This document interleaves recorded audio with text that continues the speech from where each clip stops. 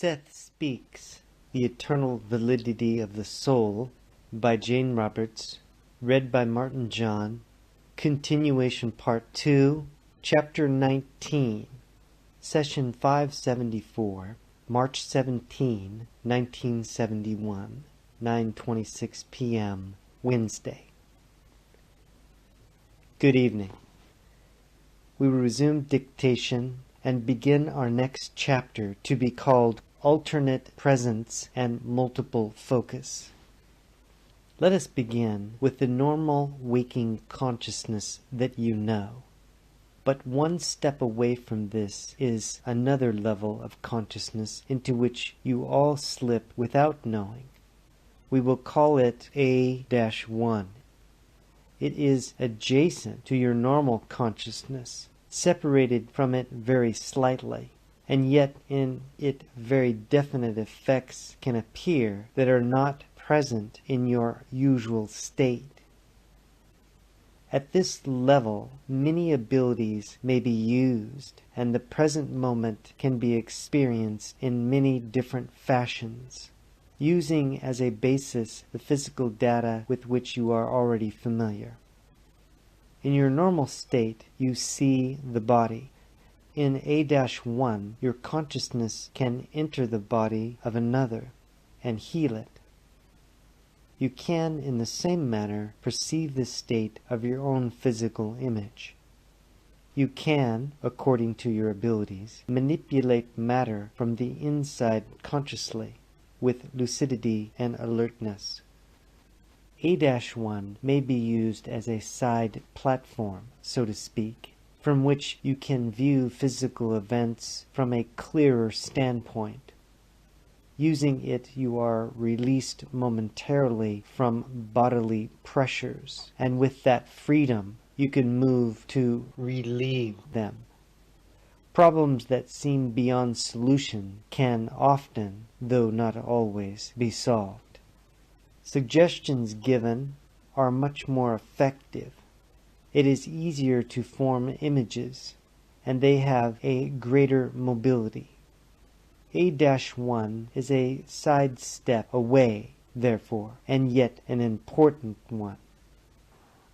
Now it can be used as the first of a series of steps, leading to deeper states of consciousness. It can also be used as the first of a series of adjacent steps. Each of the deeper layers of consciousness can also be used as first steps leading to other adjacent levels. A-1 is simple to enter. When you listen to music that you like, when you are indulging in an enjoyable, quiet pursuit, you can sense the different feeling. It may be accompanied by your own characteristic physical clues. You may tap your fingers in a certain way. There may be a particular gesture. You may stare or look dreamily to the left or right. Any such physical clues can help you differentiate between the state of consciousness and the usual predominating one. You have only to recognize it, learn to hold it, and then proceed to experiment in its use. As a rule, it is still physically oriented, in that the abilities are usually directed toward the inner perception and manipulation of matter or physical environment. You can therefore perceive the present moment from a variety of unique standpoints not usually available. You can perceive the moment's reality as it exists for your intestine or your hand, and experience, with practice, the present inner peace and commotion that exists simultaneously within your physical body. This brings a great appreciation and wonder, a sense of unity with the living corporal material of which you are physically composed. With practice, you can become as intuitively aware of your internal physical environment as of your external physical environment. With greater practice, the contents of your own mind will become as readily available. You will see your thoughts as clearly as your inner organs. In this case, you may perceive them symbolically through symbols you will recognize, seeing jumbled thoughts, for example, as weeds, which you can then simply discard. You can request that the thought content of your mind be translated into an intense image, symbolically representing individual thoughts and the overall mental landscape. Then take out what you do not like and replace it with more positive images. This does not mean that this inner landscape must always be completely sunny, but it does mean that it should be well balanced. A dark and largely brooding inner landscape should alert you, so that you begin immediately to change it. None of these accomplishments are beyond my readers, though anyone may find any one given feat more difficult than another. You must also realize that I am speaking in practical terms. You can correct a physical condition, for example, in a manner just given. If so, however, by examining the inner landscape of thoughts, you would find the source here that initially brought about the physical ailment. Feelings can be examined in the same way. They will appear differently, with much greater mobility. Thoughts, for example, may appear as stationary structures, as flowers or trees, houses or landscapes. Feelings will appear more often in the changing mobility of water, wind, weather, skies, and changing color. Any physical ailment, then, can be perceived in this state by looking inward into the body and discovering it. Then by changing what you see, you may find yourself entering your body or another's as a very small miniature, or as a point of light, or simply without any substance, yet aware of the inner body environment. You change what needs to be changed in whatever way occurs to you. Then, by directing the body's energy in that direction, by entering the flesh and bringing certain portions together that need this adjustment, by manipulating areas of the spine, then from this adjacent platform of A-1 consciousness, you perceive the mental thought patterns of yourself or the other person in whatever way you find characteristic of you.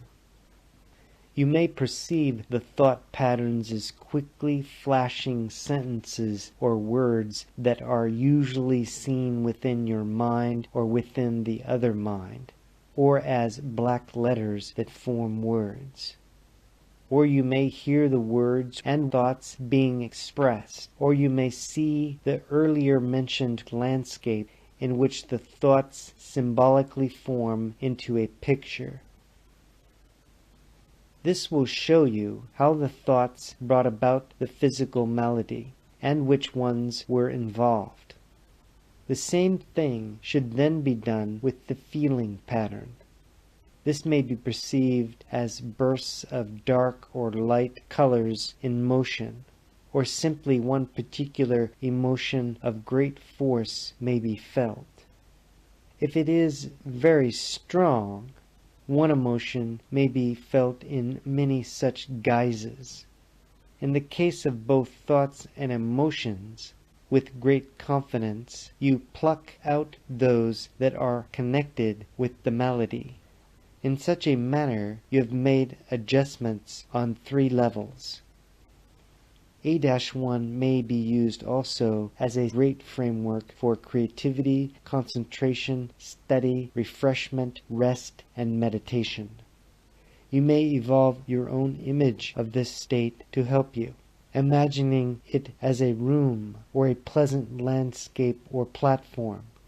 Spontaneously, you will find your own symbol for this state. You may take your break.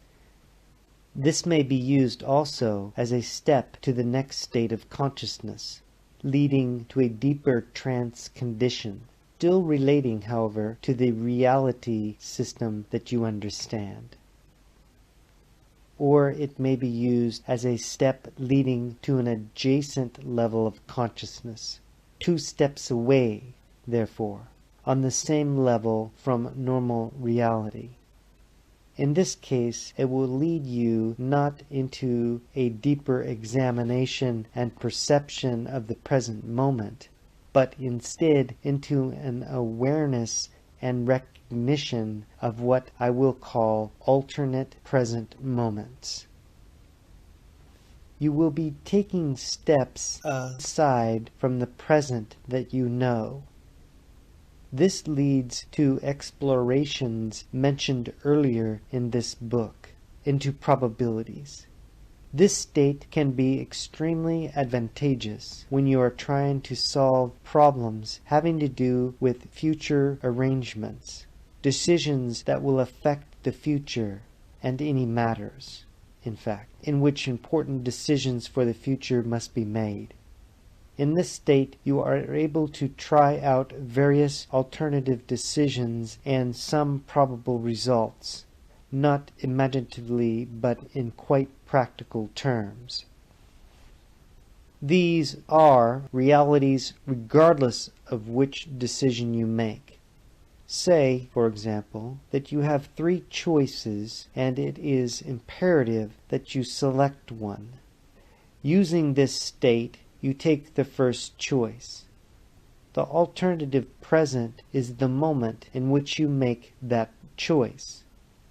Having made it, the present is changed, and quite clearly you perceive exactly the way it is changed, and what actions and events will flow from the change into the future that belongs to that particular alternate present.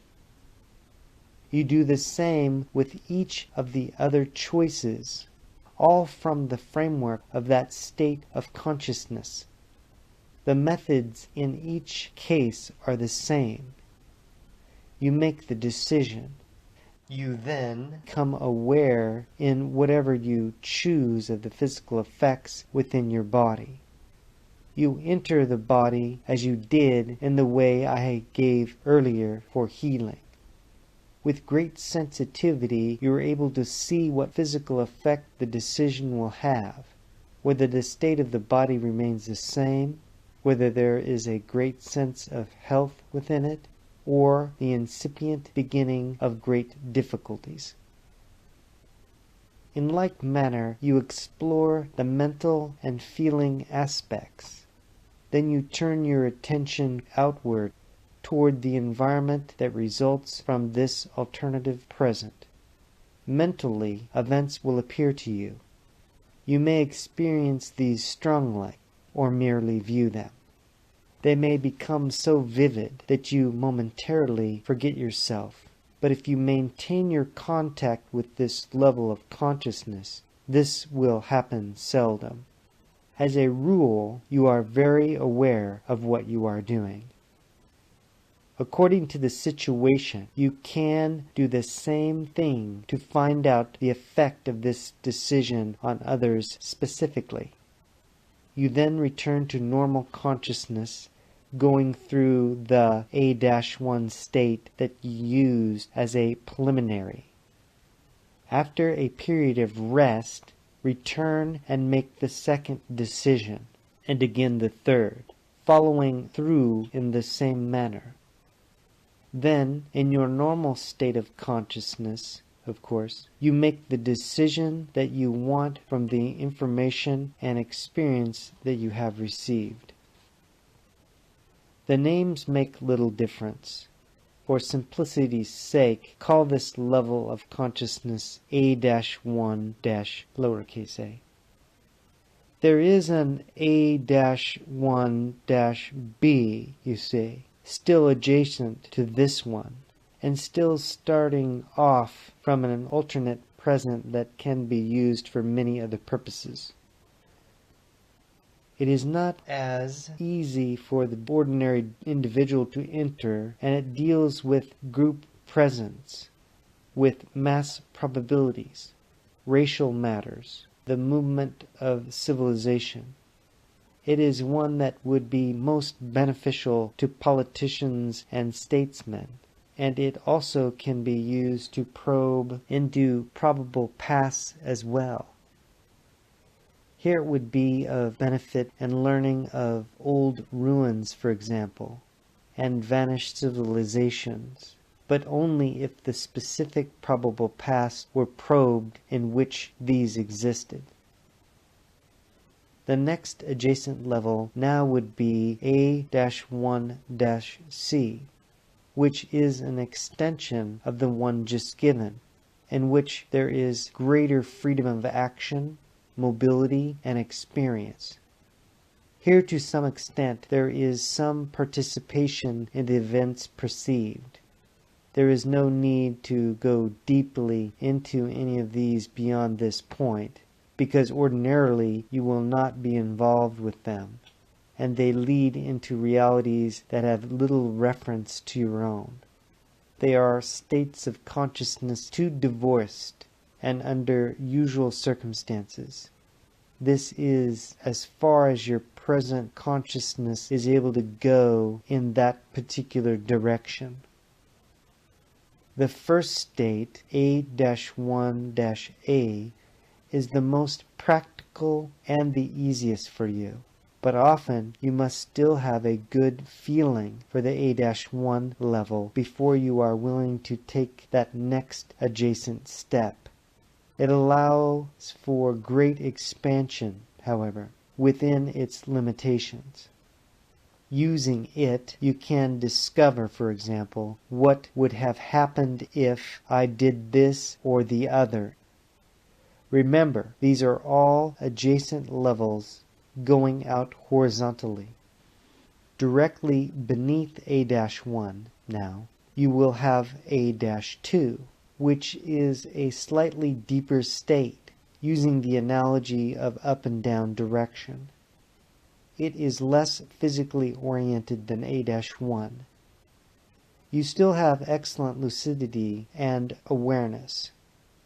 This state can be used to explore the past in your terms of reference, within the probable system that you know. Reincarnational paths are known to you here, and if some personal malady cannot be solved from A-1, you may have to go to A-2, discovering that it originated from another existence. This state is distinguished by a slower breathing pattern and, unless other directions are given, by a somewhat lowered temperature and longer alpha waves, a slower frequency. There is still relation to environment, however, and awareness to it. This may be purposely blocked off for greater efficiency, but it is not necessary. In many cases, the eyes may be open, for example, though it may be easier to close them. Here, sensitivity is quickened, without necessarily following the methods given in A-1. The mental, physical, and feeling aspects of past personalities will appear. They may be perceived in various ways according to the characteristics of the individual who is in the state. This can be used to discover the origin of an idea in the past, or to find anything that has been lost there, as long as it is within your probability system. Directly beneath this is A-3. You have an extension again, here dealing with mass issues, movements of land, the history of your planet as you know it, the knowledge of the races that inhabited it, the history of the animals, the layers of gas and coal, and of the various ages that swept across the planet and changed it. You may take your break.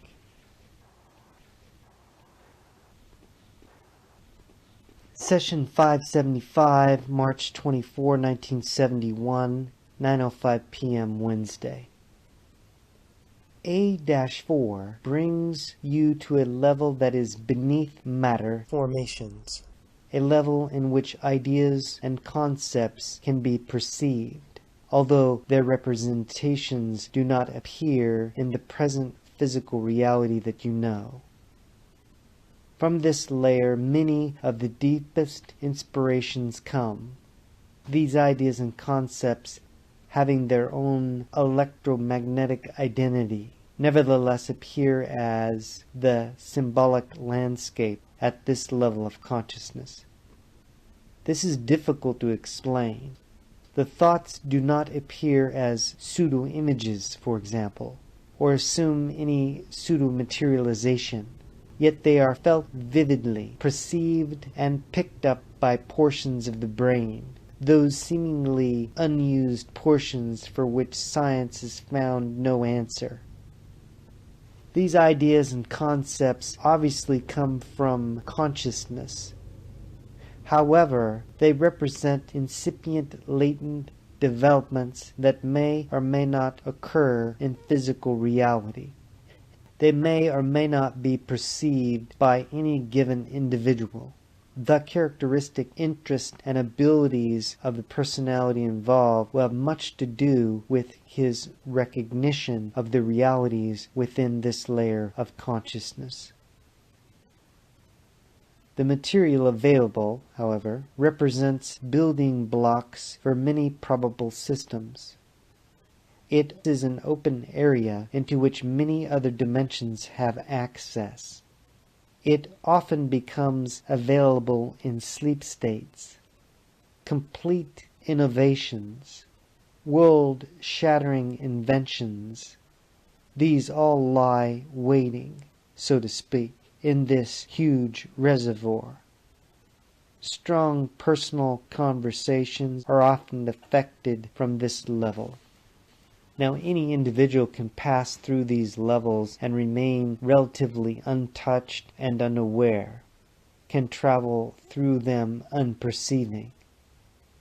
The overall intentions and characteristics of the personality will determine the quality of perception and understanding. The material mentioned is available in each of the levels of consciousness given, but it must be sought out, either through conscious desire or strong unconscious desire. If it is not, then the gifts available and the potentials simply remain unused and unclaimed. The states of consciousness merge also one into the other. And it is obvious that I'm using the terms of depth to make the discussion easier. Starting with the ego or waking consciousness as the outer self focused toward exterior reality, these states are broad, more like planes to be explored. Each one, therefore, opens in great adjacent areas also, and there are many paths to be taken according to your interest and desire. As your ordinary waking state perceives an entire universe of physical data, so each of these other states of consciousness perceive realities as complicated, varied, and vivid. It is for this reason that it is so difficult to explain the experiences possible within any given one. A5 opens up a dimension in which the vital consciousness of any personality can at least theoretically be contacted. This involves communicating not only with past personalities in your terms, but future ones. It is a level of consciousness very seldom reached. It is not, for example, the layer used by most mediums. It is a meeting ground in which personalities from any time or place or probable system can communicate with each other in clear terms understood by all. Since past, present, and future do not exist, this is a level of crystal clear communication of consciousness. Those involved have an excellent knowledge of their own backgrounds and histories, of course, but in this state possesses also a much larger perspective in which private and historical backgrounds are seen as a portion of a greater perceivable whole. At this level, messages literally flash through the centuries from one great man or woman to another. The future speaks to the past. The great artists have always been able to communicate at this level, and while living, literally operated at this level of consciousness a good deal of the time. Only the most exterior portions of their personalities bowed to the dictates of historical period. For those who reach this state and utilize it, communication is clearest. It must be understood that this communication works in both ways. Leonardo da Vinci knew of Picasso, for example. There are great men and women who go unknown. Their contemporaries ignore them. Their achievements may be misunderstood or physically lost, but at this level of consciousness they share in these communications, and at another level of existence their achievements are recognized. I do not mean to imply, however, that only the great share in this communication of consciousness. A great simplicity is necessary, and out of this, many of the most lowly in men's terms also share in these communications. There is an unending conversation going on throughout the universe, and a most meaningful one. Those from both your past and your future have a hand in your present world. And at this level, the problems that have been met and will be encountered are being discussed. This is the heart of communication. It is most usually encountered either in a protected deep level of sleep or in a sudden spontaneous trance state. Great energy is generated. You may take your break. The information received in any of these states of consciousness must be interpreted for the normal waking consciousness, if any physical memory is to be maintained. In many cases, memory remains unconscious as far as waking self is concerned, but the experiences themselves can completely change the structure of an individual life. Disastrous courses can be averted through such inner communications and illuminations, whether or not the ego is aware of them. The experiences at these various levels may be interpreted symbolically. They may appear in the form of fantasy, fiction, or art work without the conscious self realizing their origin. Now, at any of these various stages of consciousness, other phenomena may also be perceived. Thought forms, for example, energy manifestations, projections from the personal subconscious, and projections from the collective unconscious. Any or all of these may take symbolic form, and may appear beneficial or threatening according to the attitude of the personality involved. They should be regarded as quite natural phenomenon, often natural in intent. Often they are incipient forms given activity by the personality who encounters them. The nature of their activity, therefore, will be projected outward from the personality into the relatively passive materialization. The person encountering these has only to turn his attention away to deactivate the phenomenon. This does not mean that the phenomenon is not real. Its nature is simply of a different kind and degree. It has some energy of its own, but needs additional energy from a perceiver for any interrelationship to take place. If such a materialization appears threatening, then simply wish it peace and withdraw your attention from it. It draws its main activating energy from your focusing, and according to the intensity and nature of your focus.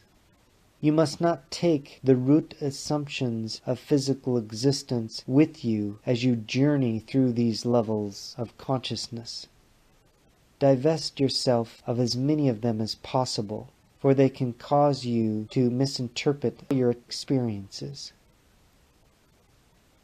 There are other layers of awareness beneath this one, but here there is a much greater tendency for one to merge into the other. In the next level, for example, communication is possible with various kinds of consciousness that has never been physically manifested, in your terms. Personalities who do not have a physical reality in either your present or future, yet who are connected with your system of reality both as guardians and custodians. Almost all experiences from this level will be symbolically represented, for otherwise they would have no meaning to you. The experiences will all have to do in one way or another with non-physical life, non-corporal consciousness and forms, and the independence of consciousness from matter. These experiences will always be supportive. Out-of-body experiences will often be involved here, in which the projectionist finds himself in an unearthly environment or one of great beauty and grandeur. The stuff of the environment will have its origin in the mind of the projectionist, being symbolic of his idea, for example, of life after death. A speaker or speakers will appear in whatever guise will be most acceptable to the projectionist, whether it be the guise of a god, an angel, or a disciple. This is the most characteristic kind of experience from this level. According to the abilities and understanding of the projectionist, however, more thorough messages can be given, and it may be quite obvious that the speakers are indeed only symbols of greater identities. Some will be able to understand the communications more clearly. The true nature of the non-physical speakers may then be known. Deeper projections into that environment may then be possible. In this state, also great vistas of historic pasts and futures may be seen. All of these levels of consciousness are filled with the tapestry of various communications that can be followed through according to the purpose of the personality involved. Molecular structures send out their own messages, and unless you are tuned in to perceive them, they may be interpreted as static or meaningless noise.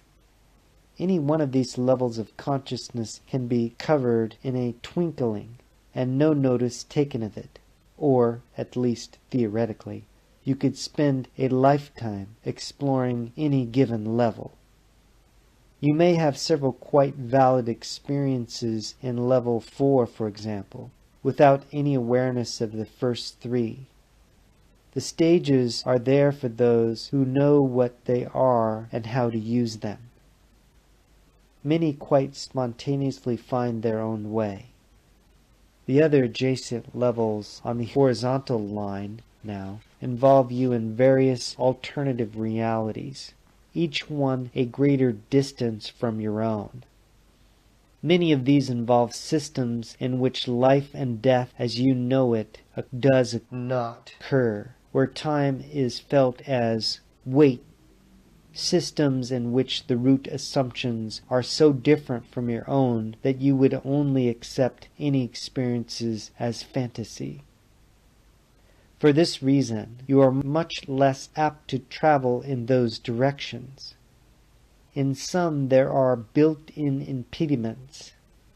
Even projection from your universe into a universe of antimatter is most difficult, for example.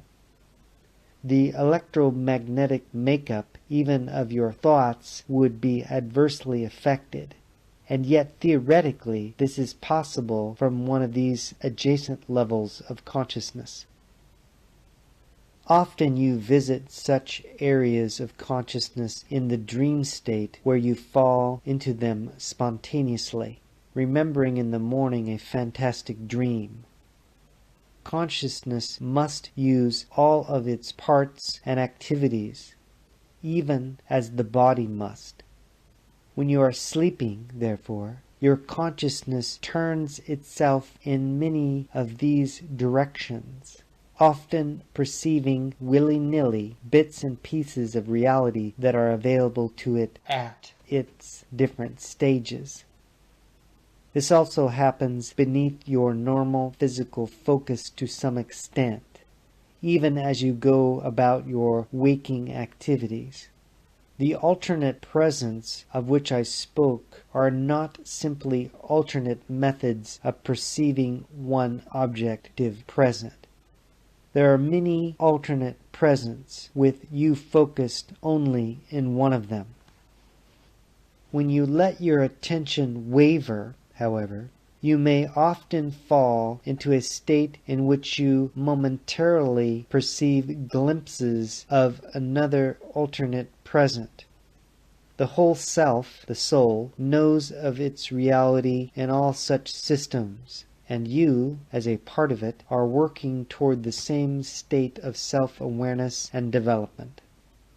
When you are proficient, you will not be swept willy-nilly into other stages of consciousness as you sleep, but will be able to understand and direct these activities. Consciousness is an attribute of the soul, a tool that can be turned in many directions. You are not your consciousness. It is something that belongs to you and to the soul. You are learning to use it. To the extent that you understand and utilize the various aspects of consciousness, you will learn to understand your own reality, and the conscious self will truly become conscious. You will be able to perceive physical reality because you want to, knowing it to be one of many realities. You will not be forced to perceive it alone, out of ignorance. Session 576, March 29, 1971, 9:17 p.m. Monday. Good evening. Give us a moment, and we will resume dictation.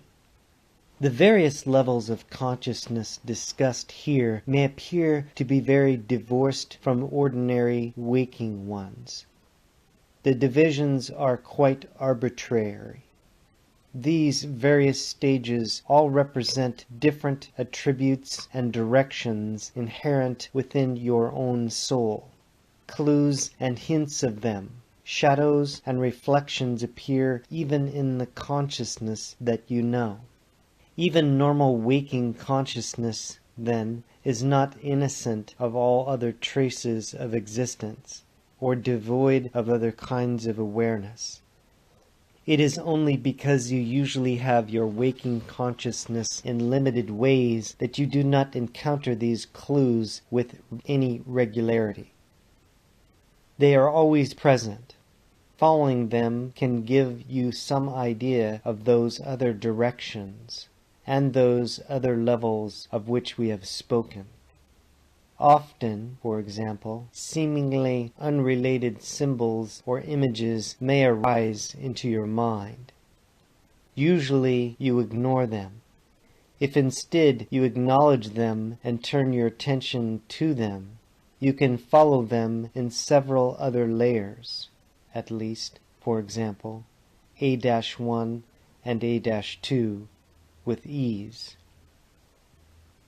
The symbols or images may change as you do so that you perceive little similarity between, say, the initial image and the next one. The connection may be highly intuitional, however, associative and creative. Often a few moments' reflection afterward will allow you to see why the one image merged into the other. A single image may suddenly open up into an entire mental landscape, but you will know none of this if you do not acknowledge the first clues that are just beneath present awareness, and almost transparent if you are only willing to look. Alternate focus is merely a state in which you turn your consciousness in other than its habitual direction, in order to perceive quite legitimate realities that exist simultaneously with your own. You must alter your perception to perceive any reality that is not geared practically toward material form. This is something like looking out of the corner of your eye or mind, rather than straight ahead. Using alternate focus with practice, it is possible to perceive the different physical formations that have filled any given area of space, or that will fill it in your terms. In some dream states, you may visit a particular location and then perceive the location as it was, say, 3 centuries ago and 5 years hence, and never understand what the dream meant. It seems to you that space can be filled only by a given item at a time, that one must be removed to make room for another. Instead, you only perceive in this fashion. An alternate focus, you can dispense with the root assumptions that usually guard, direct, and limit your perception. You are able to step aside from the moment as you know it, and return to it and find it there. Consciousness only pretends to bow to the idea of time. At other levels, it enjoys playing with such concepts and perceiving great unity from events that occur outside of a time context.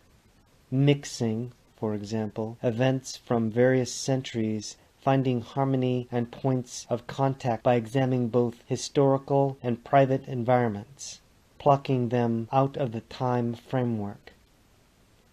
Again, you even do this in your sleep. If you do not do it in the waking state, it is because you have held your consciousness in too tight a rein. Now you may take your break. As mentioned somewhat earlier in this book, while your normal waking consciousness seems continual to you, and you are aware usually of no blank spots, nevertheless it has great fluctuations. To a large extent, it has memory only of itself and its own perceptions. In normal consciousness, then, it seems as if there are no real other kinds of consciousness, no other areas or levels. When it encounters blank spots and returns, it blots out awareness that the moment of non-function occurred. It forgets the stumble. It cannot be aware of alternate kind of consciousness while being itself, unless methods are taken that allow it to recover from this amnesia. It plays hopscotch in and out of reality. It is gone sometimes, and you are not aware of it. On such occasions, your attention is focused elsewhere, in which you might call mini dreams or hallucinations, or associative and intuitive processes of thought that go quite beyond normal focus. In these lapses, you are perceiving other kinds of reality, with other than normal waking consciousness. When you return, you lose the thread. Normal waking consciousness pretends there was never any break. This happens with some regularity and to varying degrees, from 15 to 50 times an hour, according to your activities. At various times, many people do catch themselves, the experience being so vivid that it leaps the gap, so to speak, with perception so intense that even normal waking consciousness is made aware of it. These intervals are quite necessary to physical consciousness. They are woven through the fabric of your awareness so cleverly and so intimately that they color your psychic and feeling atmosphere. Normal waking consciousness weaves in and out of this infinite supportive webwork. Your inner experience is so intricate that verbally it is almost impossible to describe.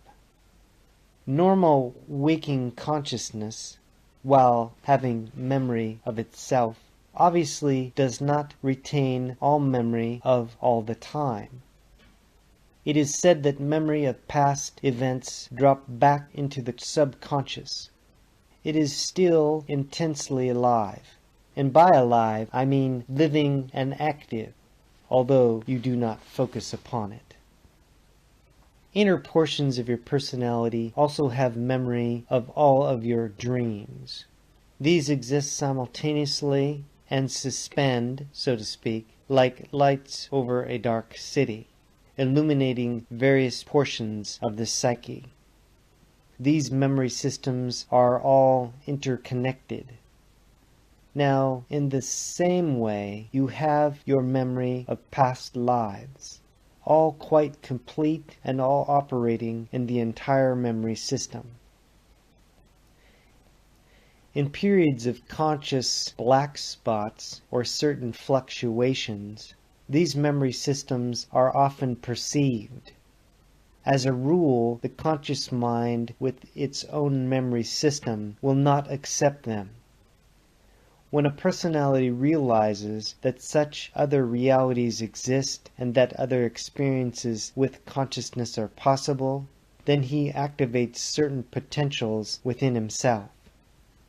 These alter electromagnetic connections both within the mind, the brain, and even the perceptive mechanisms. They bring together reservoirs of energy and set up pathways of activity, allowing the conscious mind to increase its degree of sensitivity to such data.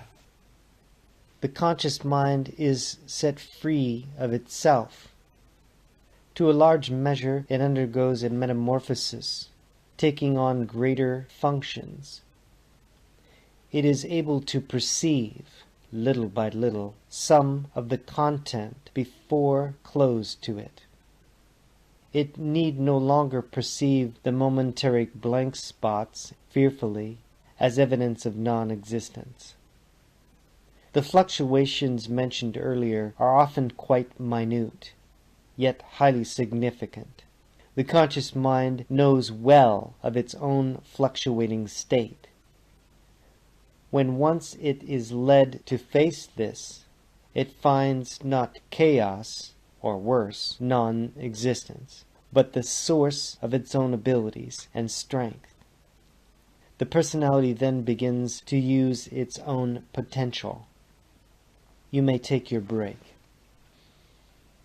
Periods of revere and creative moments of consciousness both represent excellent entryways into these other areas.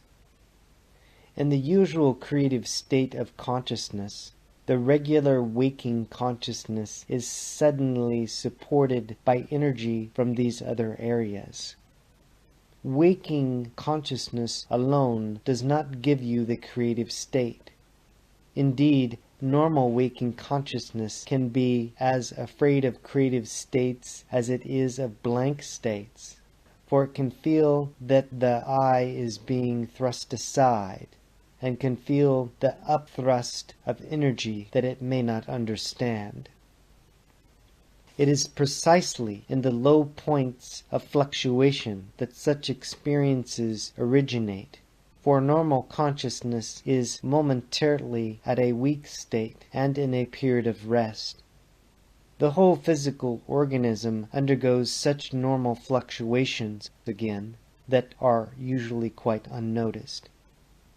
These periods also fluctuate, following rhythms that have to do with the characteristic personality. In some, the waves of motion are comparatively long and slow, the valleys within being sloped. With others, the reverse is true. With some, the lapses are more noticeable, outside the norm. If the situation is not understood, then the personality may find it difficult to relate to physical events. If he is able to perceive the other areas of consciousness, he may find himself in still more difficulty, not realizing that both systems of reality are valid. The fluctuations also follow seasonal changes. Events from any given layer of consciousness are reflected in all other areas, each being actualized according to the characteristics of the given layer.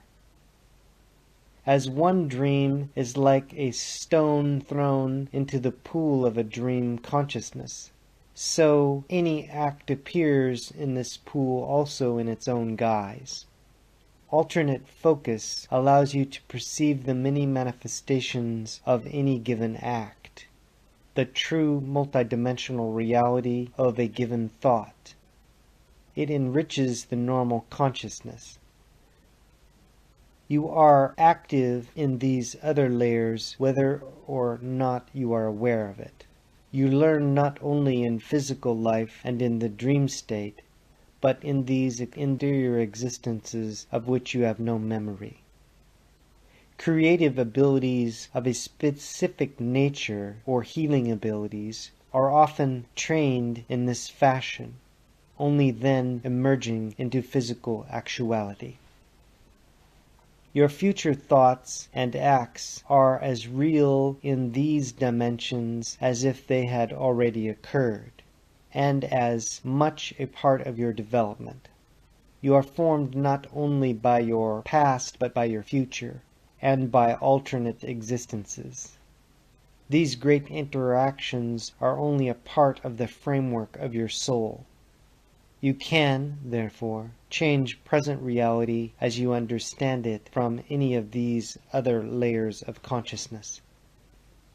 End of dictation, and very nearly end of the chapter. Session 577, March 31, 1971, 9:13 p.m. Wednesday. Good evening. We will begin dictation. Any one of these various layers of consciousness can be used as the normal acting consciousness, reality being viewed from that specific standpoint. Physical reality is therefore glimpsed by other kinds of personalities in other systems, from their own unique viewpoint. Peering at it from this angle, so to speak, you would not recognize it as your own home system. From some of these viewpoints, your physical matter has little or no permanency, while to others your own thoughts have a shape and form, perceived by observers but not by yourselves. In traveling through the states of consciousness, these other personalities would try to attain some focus and perceive your environment, trying to make sense of data with which they are largely unacquainted. Since many of them are unaware of your idea of time, they would find it difficult to understand that you perceive events with intervals between, and would not perceive the inner organization that you thrust upon your normal environment. Yours is obviously a probable system to other fields also touched by the field of probabilities.